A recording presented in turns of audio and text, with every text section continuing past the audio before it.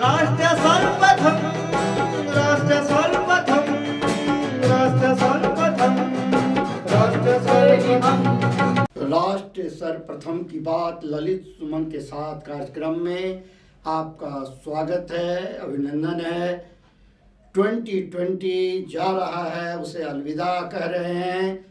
अभी रात के 8 बजे हैं और 4 घंटे के बाद 2020 हमसे अलविदा कह करके जा चुका होगा और हम नए वर्ष 2021 का स्वागत करेंगे, हैप्पी न्यू ईयर कहेंगे और नए वर्ष के स्वागत के साथ नई उमंग, नए जोश, नए उत्साह के साथ राष्ट्र को सर्वप्रथम बनाने की दिशा में सकारात्मक प्रयास जारी रहेगा। उसमें संपूर्ण राष्ट्रवासियों का सहयोग, समर्थन चाहिए। आइए हम लोग 2020 को अलविदा कहें और 2021 का स्वागत करें और भारत को राष्ट्र सर्वप्रथम बनाने की दिशा में अपना अपना सकारात्मक सहयोग प्रदान करें।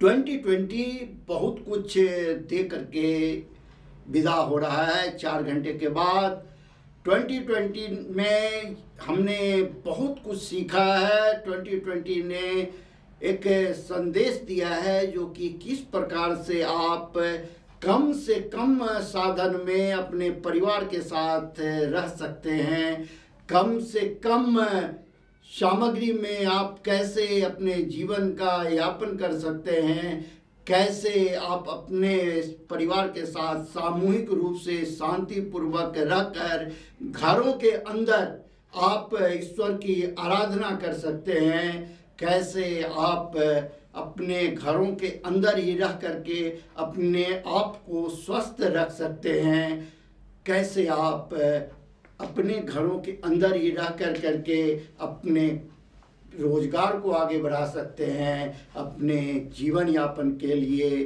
काम कर सकते हैं, कैसे आप अपने घर के अंदर ही रह करके एक दूसरे का सहयोग कर सकते हैं और अपने परिवार में अमन, चैन और शांति की स्थापना कर सकते हैं। 2020 ने यह सभी कुछ सीखने का, समझने का अवसर प्रदान किया। इसीलिए यह कहा जाए तो गलत नहीं होगा कि 2020 एक गुरु के रूप में आया जो 2021 में प्रवेश करने से पहले यह संदेश दे करके गया है जो कि हे मानव, तुम्हें जो इस धरती पर भेजा गया, तुम्हारा जो दायित्व था तुम उसे भूल गए थे और तुम प्रकृति की रक्षा करो, तुम अपने राष्ट्र की रक्षा करो, तुम अपने परिवार को संस्कारित करो, तुम अपने बच्चों के अंदर सनातन धर्म,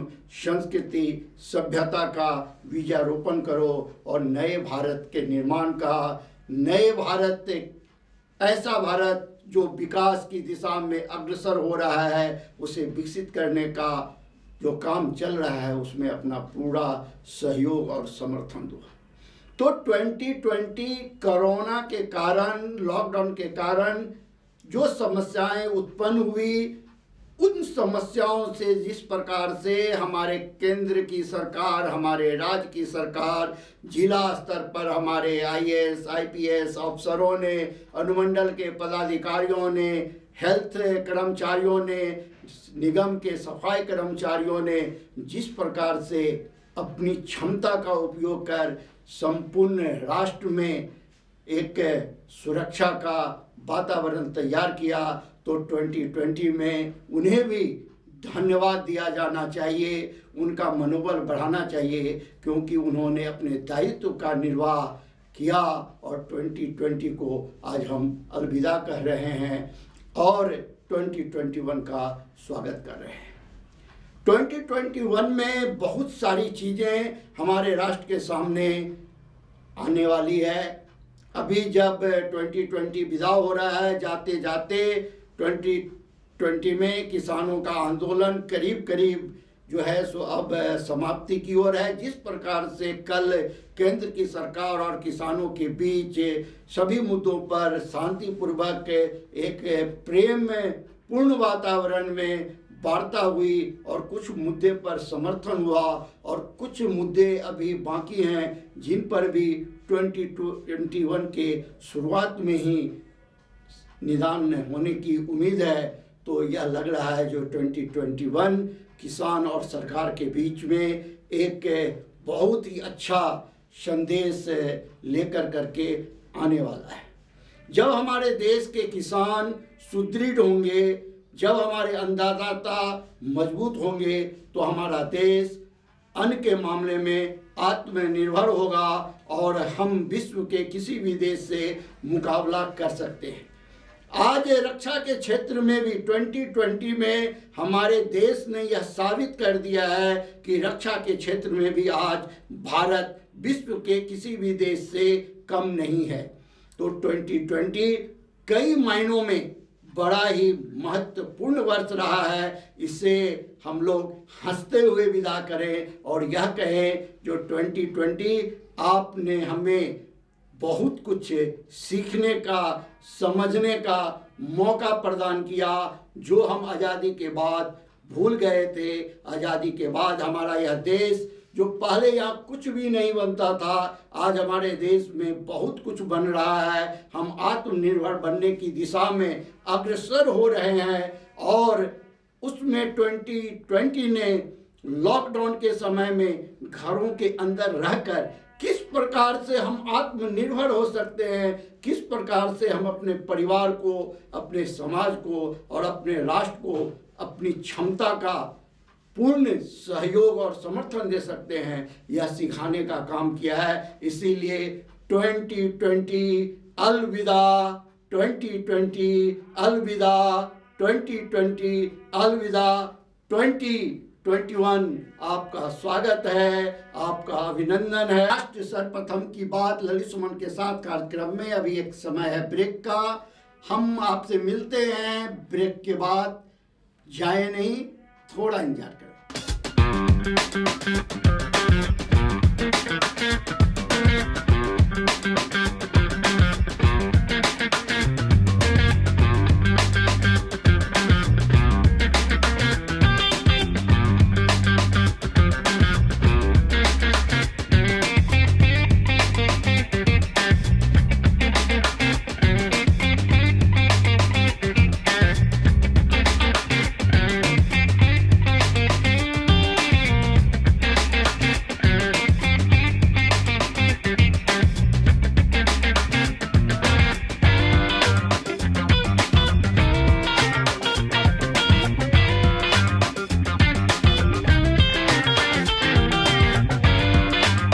प्रतिदिन देखिए 8 बजे रात्रि 9 बजे सुबह राष्ट्र सर्वप्रथम की बात ललित सुमन के साथ कात्यायनी टीवी पर। राष्ट्र सर्वप्रथम की बात ललित सुमन के साथ कार्यक्रम में ब्रेक के बाद आपका फिर से एक बार स्वागत है। हम बात कर रहे थे ब्रेक पर जाने से पहले जो किस प्रकार से 2020 में कोरोना के कारण मुझे और इस राष्ट्र को, यहाँ तक कि संपूर्ण विश्व को ही यह एक संदेश गया है कि किस प्रकार से हम अपने राष्ट्र को, अपने परिवार को, अपने समाज को संयुक्त रूप से मिलकर आगे बढ़ा सकते हैं। किसका क्या दायित्व है और अपने दायित्व का निर्वाह किस प्रकार किया जाना चाहिए। जो बातें हम लोग भूल गए थे, जो संयुक्त परिवार किसे कहते हैं, संयुक्त समाज किसे कहते हैं, एकता में कितनी ताकत होती है, कोरोना काल में 2020 में यह सभी चीज़ें हमें सिखाया और हम लोग सीखे।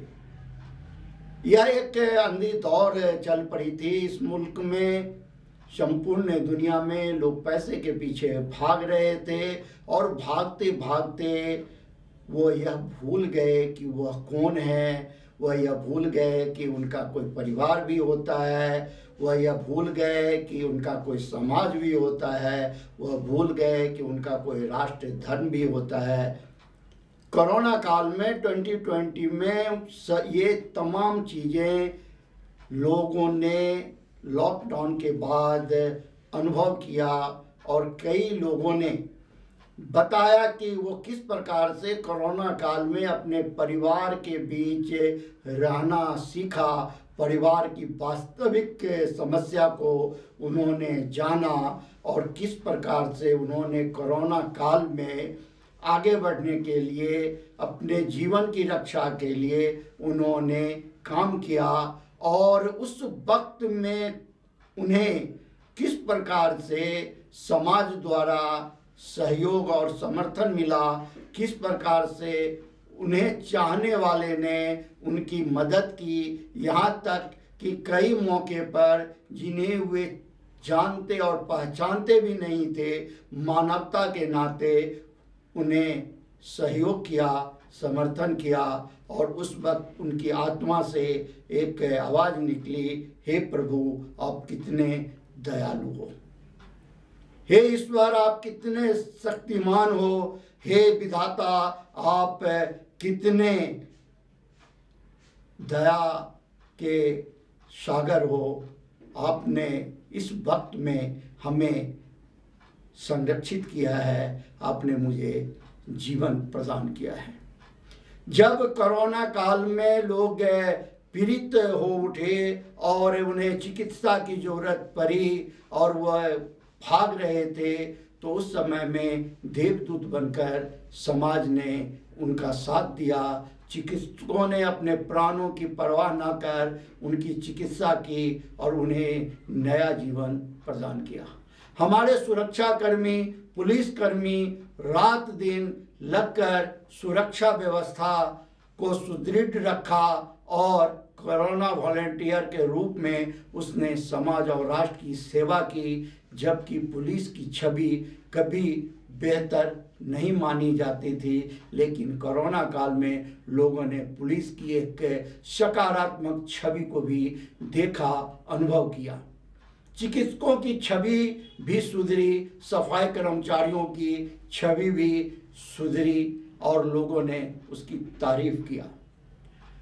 तो कोरोना काल 2020 में बहुत कुछ सीखने और समझने का अवसर प्रदान हुआ और उसे सभी ने अनुभव किया और 2020 जा रहा है और जाने से पहले हम चाहते हैं जो कि 2020 को विदा करने से पहले हम बात कर लें कि 2020 में क्या क्या हुआ।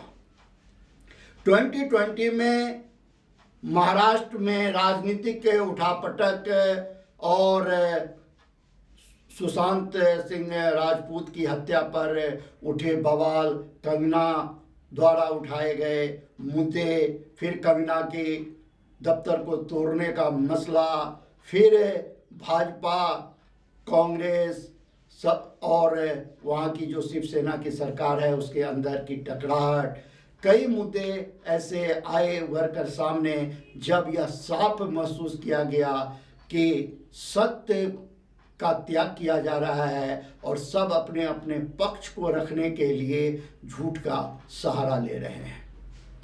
अंतोगत्वा न्यायालय का फैसला सर्वोपरि रहा और 2020 में न्याय मिला।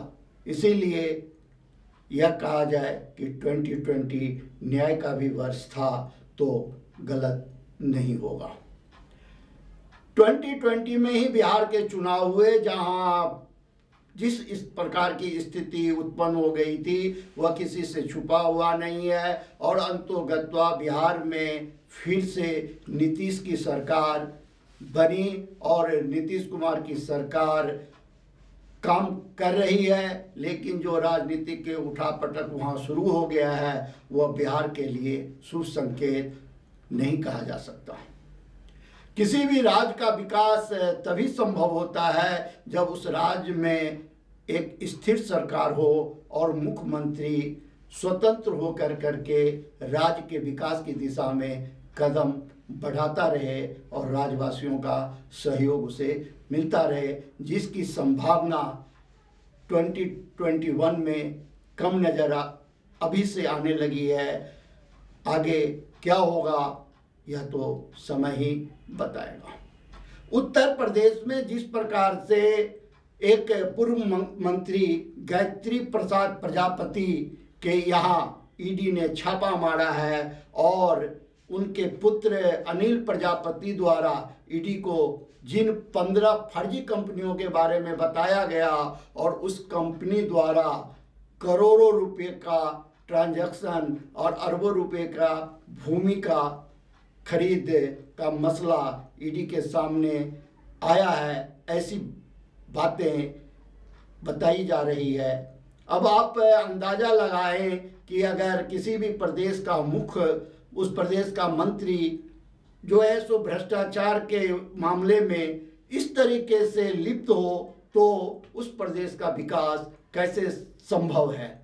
इसीलिए 2020 ने, कोरोना काल ने सभी के अंदर एक यह संदेश देने का काम किया कि यह राष्ट्र तुम्हारा है, चाहे तुम कितना भी धन एकत्र कर लो, संपत्ति एकत्र कर लो, अगर प्रकृति तुम्हारे साथ नहीं है तो तुम्हारा जीवन खतरे में है।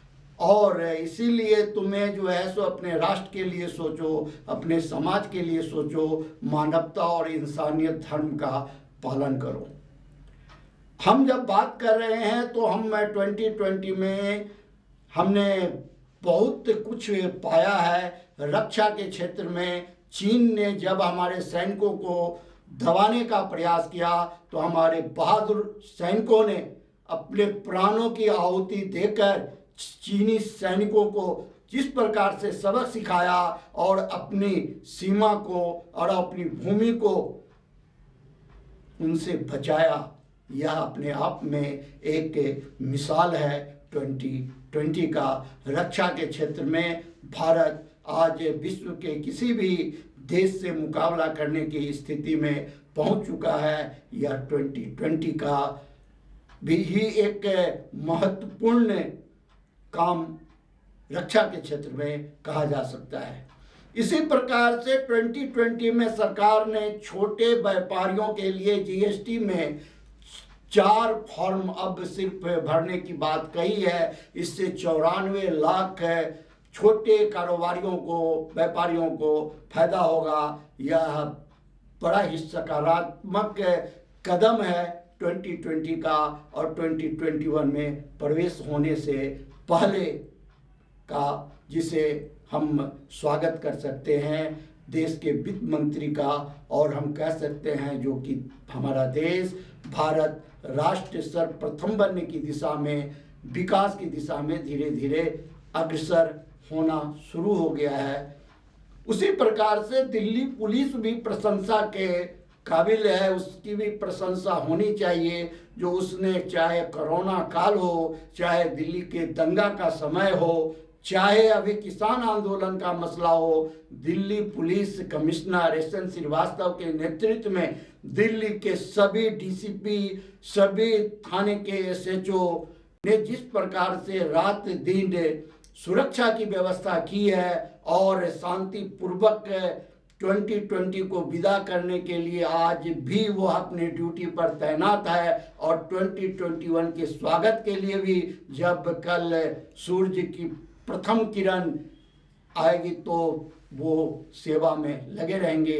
इसीलिए दिल्ली पुलिस का भी बहुत बहुत शुक्रिया, धन्यवाद। आप इसी तरीके से अपने कर्तव्य का पालन करते हुए राष्ट्र और समाज की सेवा करते रहें और हमारा देश राष्ट्र सर्वप्रथम बने।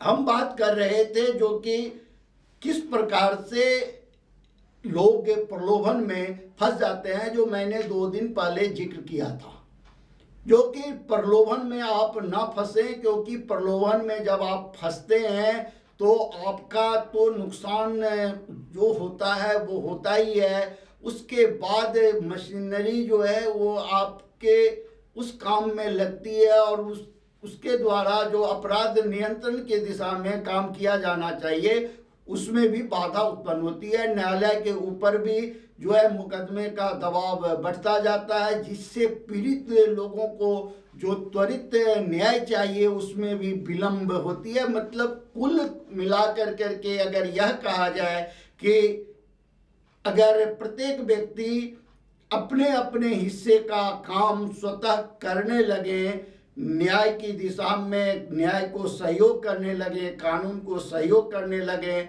और नियमता अपना काम करें, तो इस राष्ट्र को सर्वप्रथम बनने से कोई रोक नहीं सकता। एक 26 वर्ष का लड़का कल दिल्ली पुलिस के द्वारा पकड़ा गया है। उसने 100 से अधिक महिलाओं को ब्लैकमेल करने का काम किया।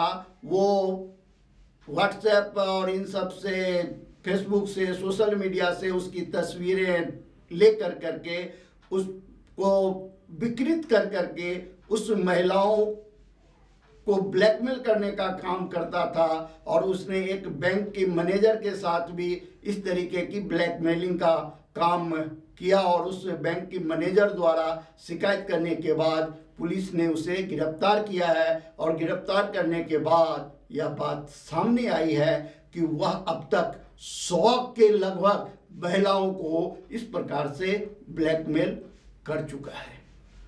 तो हम आपको सावधान करना चाहते हैं 2020 के जाते जाते।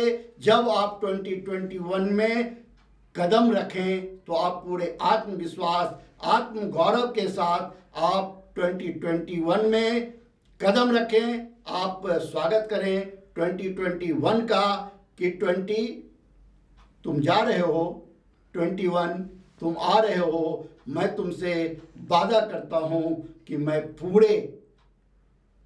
पूरे कानून का पालन करते हुए राष्ट्र को सर्वप्रथम बनाने की दिशा में अपना सकारात्मक सहयोग दूंगा।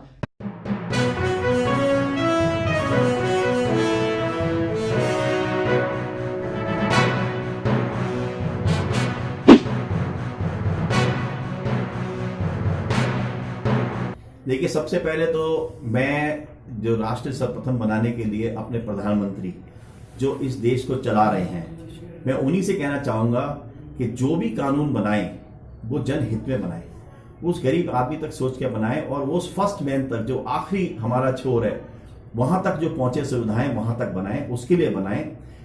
देश की जनता को शिक्षित करके, देश की जनता को पैसे वाला बना के, उनको नौकरियां देकर, उनको अच्छी राह पर लाकर ही आप आगे बढ़ा सकते हैं। जब तक आप सबको एक साथ लेके नहीं चलेंगे तब तक राष्ट्र महान नहीं बन सकता और ना ही राष्ट्र गुरु बन सकता। सबसे बड़ा बाधक तो हमारे यहाँ भ्रष्टाचार ही है, क्योंकि आप देखिए दिल्ली के अंदर आम आदमी पार्टी भ्रष्टाचार ISC से आई, इंडिया अगेंस्ट करप्शन से भ्रष्टाचार रोकने के लिए जनता ने कितना समर्थन किया। आज पहली बार जनता को महसूस होता है कि दिल्ली के अंदर कि ये सरकार हमारे लिए काम कर रही है, वरना आज तक जो सरकारें काम करती रही उनमें यही लगता रहा कि कुछ घरानों के लिए काम हो रहा है। आज पानी 20,000 लीटर माफ मिलता है तो उसका पैसा बचता है, बिजली हाफ और बिजली फ्री मिलती है तो उसका पैसा बचता है, बच्चों को अच्छी शिक्षा मिल रही है, प्राइवेट स्कूल में जाने की जरूरत नहीं पड़ रही, उसका पैसा बचता है। आज कोई भी बीमार पड़ता है तो उसको ये घबराहट नहीं होती कि अगर मैं पैसा होगा तभी मेरा इलाज होगा। आज हमारे अस्पताल वर्ल्ड क्लास बनते जा रहे हैं, साथ में हमने सुविधाएं भी हैं, दवाएं भी हैं और इलाज भी है, सारा फ्री हो रहा है। तो ये सब चीजें जब हम फ्री करेंगे तभी जनता कुछ भ्रष्टाचार को रोकने में हम सक्षम होंगे। क्योंकि भ्रष्टाचार क्यों करता है इंसान? इसलिए करता है कि मेरा आगे का भविष्य सेफ नहीं है, इसलिए मैं पैसा जोड़ के रखूं। अगर उसको ये हो मेरा बच्चा फ्री पढ़ेगा, मेरे को एजुकेशन फ्री मिलेगी, मेरे को बिजली फ्री मिलेगी, मेरे को पानी फ्री मिलेगा, तो भ्रष्टाचार क्यों करेगा? तो ये सारी चीजें अगर जब तक पूरे राष्ट्र के अंदर नहीं होगी तब तक राष्ट्र भ्रष्टाचार मुक्त नहीं होगा। सबसे बड़ी बात मैं एक चीज कहना चाहता हूं कि अंग्रेज जब आए थे, जैसे हमने सुना है कि अंग्रेज जब थे तो उनके समय भ्रष्टाचार नहीं था। तो भ्रष्टाचार ऊपर से नीचे की तरफ चलता है, क्योंकि अंग्रेज भी जो थे अपने IAS ऑफिसर्स ही लाए थे वहां से। अगर आज हमारी IAS और ऊपर की लॉबी सुधर जाती है तो भ्रष्टाचार अपने आप नीचे तक बदल जाएगा। क्योंकि अगर आप इसको बदलना चाहते हैं तो आपको एक अपनी इंटेलिजेंस खड़ी करनी होगी ईमानदार लोगों की। जो बड़े बड़े अधिकारी आज की डेट में कमा रहे हैं, भ्रष्टाचार कर रहे हैं, इनके ऊपर आप अगर निगरानी रखें तो आप देखेंगे कि रिटायर होने पर एक अफसर अरबोपति होता है, अरबों रुपए का मालिक होता है।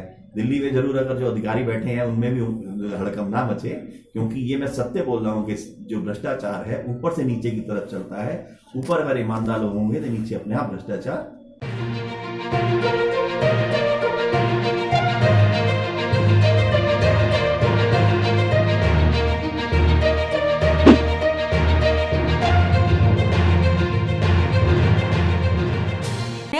आने वाला है, पुराना साल जाने वाला है। इस अवसर पर मंदिरों को भी सजाने की जोरों शोरों से तैयारियां चल रही हैं, जिनमें दिल्ली के कनॉट प्लेस के प्राचीन हनुमान मंदिर में भी जोरों शोरों से तैयारियां चल रही हैं। सारी तैयारियां कोरोना से बचाव को लेकर की गई हैं। साफ सफाई, भीड़ नियंत्रण और सैनिटाइजेशन के साथ मास्क लगाने जैसे नियमों का खास ख्याल रखा गया है। हालांकि डीएमआरसी ने भीड़ को नियंत्रण करने के लिए राजीव चौक मेट्रो स्टेशन के गेट से बाहर निकलने पर रोक लगा दी है। माना जाता है कनॉट प्लेस का प्राचीन हनुमान मंदिर 150 वर्ष पुराना है और यहाँ दूर दूर से देश भर में ठंड ने अपना कहर बरपाया हुआ है। देश के पहाड़ी क्षेत्रों में भारी बर्फबारी हो रही है तो कई राज्यों में शीतलहर जारी है और राजधानी दिल्ली में लगातार शीतलहर चल रही है, जिससे रोजमर्रा के कार्य करने में दिक्कतों का सामना करना पड़ रहा है। तो कोहरे के चलते सड़कें भी साफ नहीं दिखाई दे रही हैं। ऐसे में वाहनों की आवाजाही में भी कई दिक्कतों का सामना करना पड़ रहा है। इस ठंड में सबसे ज़्यादा बुरा हाल उन गरीब लोगों का है जिनके पास रहने को घर नहीं है और वो सड़कों और पटरियों पर गुजर बसर करते हैं। ऐसे में जहां लोगों का घरों में रजाइयों से बाहर निकलने का मन नहीं होता है, वहां ये लोग खुली सड़कों पर भारी ठंड की मार झेल रहे हैं। आपको बता दें कि 2019 के अंत में केंद्र सरकार ने 2 बिल पारित किए, सीएए और एनआरसी, जिसके आते ही देश के एक वर्ग ने इसका विरोध जताना शुरू कर दिया और 2020 की शुरुआत होते ही इस विरोध ने उग्र रूप ले लिया। इन बिल का सबसे ज्यादा विरोध राजधानी दिल्ली में देखने को मिला, जहां एक वर्ग ने शाहीन बाग में अंतहीन धरना प्रदर्शन शुरू कर दिया। पुलिस और प्रदर्शनकारियों के बीच कई हिंसक झड़प हुई, जिसके बाद दिल्ली की कई जगहों पर हिंदू मुस्लिम दंगे हुए, या यूं कहे कि स्वार्थी तत्वों द्वारा करवाए गए। इन दंगों में कई लोगों की जान गई और सैकड़ों लोग घायल हो गए। साथ ही कई सरकारी और गैर सरकारी संपत्तियों को भी नुकसान हुआ। इन दंगों के बीच हिंदू मुस्लिम लोगों का एक सकारात्मक रूप भी देखने को मिला, जहां दंगाइयों से बचने के लिए हिंदू मुस्लिम समुदाय के लोगों ने मिलकर अपने क्षेत्र में पहरे दिए और सहयोग किया। इस बीच अमेरिका के राष्ट्रपति भारत में मेहमान बनकर आए थे और यहां दंगे भड़क रहे थे, लेकिन विदेशी मेहमान के जाते ही सरकार ने कड़ा रुख किया और इन दंगों को शांत किया। पहले ही ये खबर आई कि चीन में फैले वायरस ने भारत में भी अपनी जड़ें फैला दी हैं। हालांकि कोरोना वायरस की शुरुआत 2019 के अंत में ही हो गई थी, लेकिन 2020 में इसने पूरी दुनिया को निगल लिया और इस वायरस के मामले मार्च महीने में ज्यादा तेजी से बढ़ने लगे, जिसके चलते अन्य कई देशों की तरह भारत में भी लॉकडाउन करना पड़ा। इस दौरान जीवन की भागदौड़ में कई बार बेहद आम लोग भी अपने परिवार को पर्याप्त समय नहीं दे पाते थे, लेकिन कोरोना काल में लोगों को परिवार के करीब आने का मौका मिला। इसके अलावा इस वक्त को पुराने दोस्तों और छूट चुके रिश्तेदारों को याद करने और उनसे फोन पर मैसेज करके हालचाल पूछने का भी वक्त मिल गया। और तो और बरसों से मुरझाई प्रकृति एक बार फिर से खिलखिलाने लगी। जीव जंतु पशु पक्षी जो दुर्लभ हो गए थे वह फिर से दिखाई पड़ने लगे। 76 साल में पहली बार ओलंपिक को टाला गया। इसके साथ ही लोगों ने एक बार फिर से टीवी पर रामायण और महाभारत जैसे कार्यक्रमों को एक साथ देखा। लॉकडाउन में 25 मार्च से 25 अप्रैल के दौरान देश के 67 प्रमुख शहरों का AQI 50 से कम रहा। 2020 में कुदरत ने भी कम कहर नहीं बरपाया। असम में तूफान तो भारत के कई राज्यों में भूकंप महसूस हुए। यहाँ तक कि राजधानी दिल्ली में तो एक महीने में कई बार भूकंप आया। हालांकि इन भूकंप से किसी भी जान माल का नुकसान नहीं हुआ। इस दौरान पीएम मोदी ने हमारे कोरोना योद्धाओं के सम्मान में जैसे स्वास्थ्य कर्मी, पुलिस, सफाई कर्मचारी और मीडिया का हौसला बढ़ाने के लिए देश भर में घंटी, ताली और थाली बजाने का भी आह्वान किया और पूरे देश ने प्रधानमंत्री के शब्दों का पालन करते हुए एकता दिखाई और पूरा देश घंटी, थाली और ताली की आवाज से गूंज उठा। 2020 में कई फिल्मी सितारों और राजनीतिक सितारों ने भी हमारा साथ छोड़ दिया और इस दुनिया को अलविदा कह दिया, जिनके नाम है सुशांत सिंह राजपूत, इरफान खान, ऋषि कपूर, सरोज खान, जगदीप, SP बाला सुब्रमण्यम, वाजिद खान और राजनीतिक पार्टियों से जुड़े अमर सिंह, प्रणब मुखर्जी, रामविलास पासवान, अहमद पटेल और मोतीलाल वोहरा। इन्हीं शब्दों के साथ हम राष्ट्र सर्वप्रथम की बात ललित सुमन के साथ में अब विदा लेते हैं और आपको फिर से एक बार नए वर्ष 2021 के आगमन पर बधाई देते हैं और 2020 को अलविदा करते हैं। राष्ट्र प्रथम, वंदे मातरम, जाग उठा है भारत।